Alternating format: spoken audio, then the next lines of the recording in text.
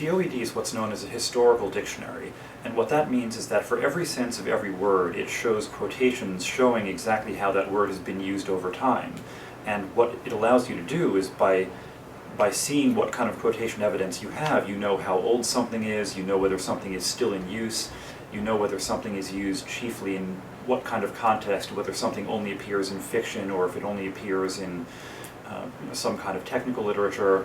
And seeing all that evidence allows you to really get a much better idea of what a word's history is than any other kind of method. And the hard part of assembling a dictionary like this is, of course, getting the evidence. The second edition of the OED had 2.4 million quotations in it, and we have over 3 million in OED Online right now. And gathering that all is an extremely difficult and time-consuming process. The OED, from its very inception, has been a collaboration between the general public, the real experts on how English is used, and the professional lexicographers who record the history and current state of English.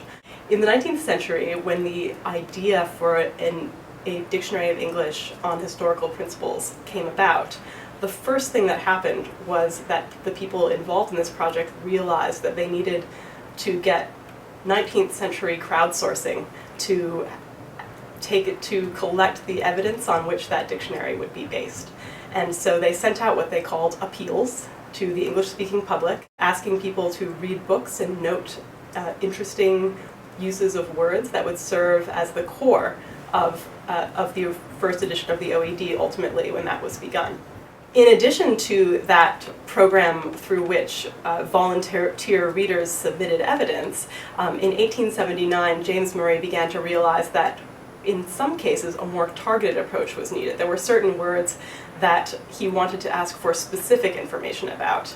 And so what we're doing now with the appeals is a continuation of that tradition. In the old days, all the contributions came in the form of paper slips, and these were filed in the OED archives. And the way you edit an entry is actually kind of straightforward. You take all the evidence you have and arrange it in alphabetical order, and an editor would just take a chunk of entries for a chunk of slips for whatever he was working on, and look through it and start writing your definition based on the evidence that's in front of you.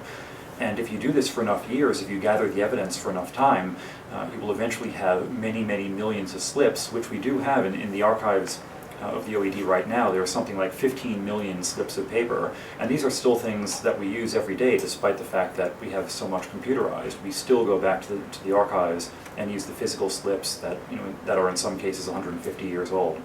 More recently, in collaboration with the BBC, the OED used television to ask the general public for information about tricky words that we knew the usual sources weren't going to be able to get us back to that earliest date that we felt sure existed.